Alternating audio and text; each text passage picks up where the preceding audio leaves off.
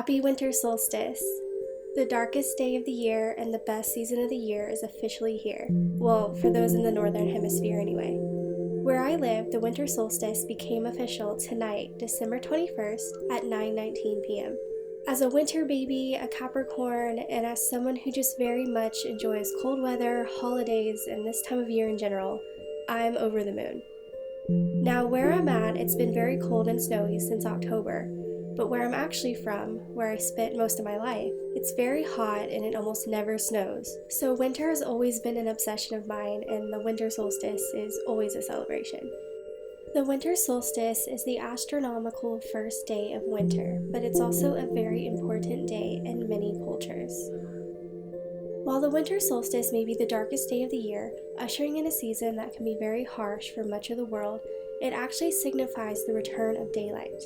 Following the winter solstice, the sun will begin to rise a little higher and higher and linger a little longer every day until the summer solstice in June, which is the astronomical first day of summer and the day of the year with the most daylight hours.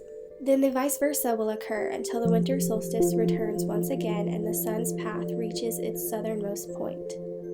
In many cultures, modern and ancient, the celebration of the winter solstice is a celebration of the impending return of daylight, such as the Persian celebration of Shab-i Yalda and the Dongji festival in Eastern Asia.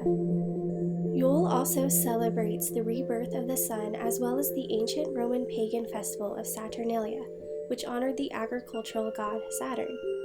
Quick astrology fun fact, the first day of Capricorn season typically coincides with the winter solstice, which is why Capricorn is a cardinal sign and the ruling planet of Capricorn is Saturn. So let's start with Saturnalia. Saturnalia is an ancient Roman pagan festival and the most popular holiday on the ancient Roman calendar.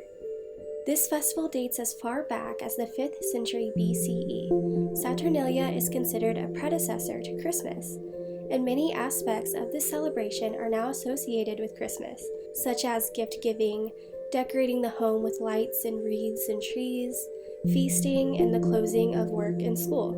Wax taper candles were common gifts during Saturnalia. These candles symbolize the light that would return after the solstice. Saturnalia was a festival for everyone, no matter the social class.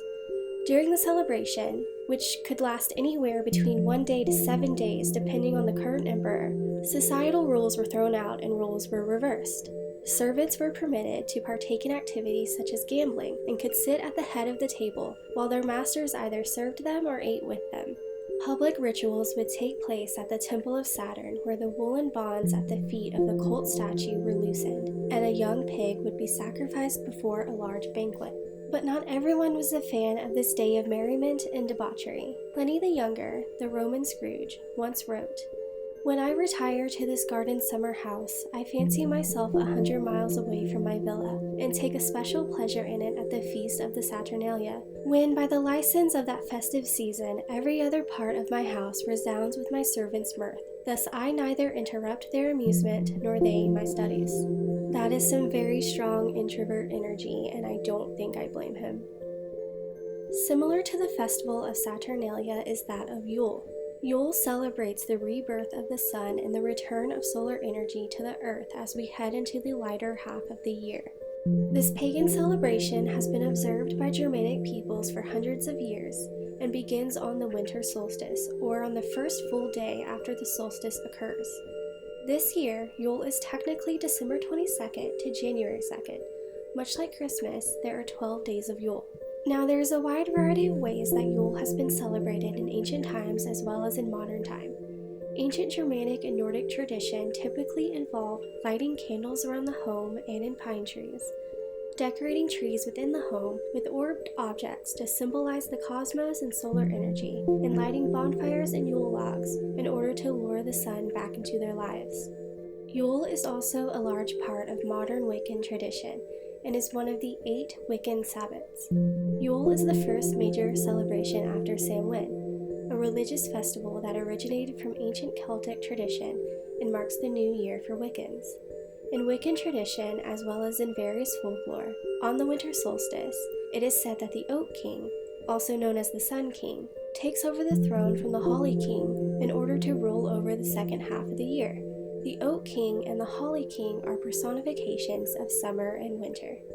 Now let's switch gears and head east. For many Iranian people, the winter solstice is a time to celebrate the triumph of Mithra, the sun god, over the darkness as part of an ancient Persian celebration called Shab-i Yalda or Yalda Night. During Shab-i Yalda, which translates to Night of Birth and takes place on the night of the solstice, it is believed that evil will run havoc in the darkness. Families gather and stay up all night until the sun rises, feasting on fruits like pomegranates and reading stories and poetry aloud, particularly the work of Hafez, the 14th century Persian poet and mystic, whose work is a very important part of Persian literature. In Southern California, the Farhang Foundation, a non-religious, non-political, and non-profit organization that celebrates and promotes Iranian culture, hosts a gorgeous annual event with live performances in order to welcome the arrival of Shab-i Yalda. Further east, the Dongji Festival is one of the most important festivals celebrated in Eastern Asia. Primarily observed by Chinese, Japanese, and Korean people, this winter solstice festival honors the return of more daylight hours. In many East Asian cultures, the return of daylight is a symbol of positivity. This celebration can be traced back to the yin and yang philosophy of balance and harmony in the cosmos.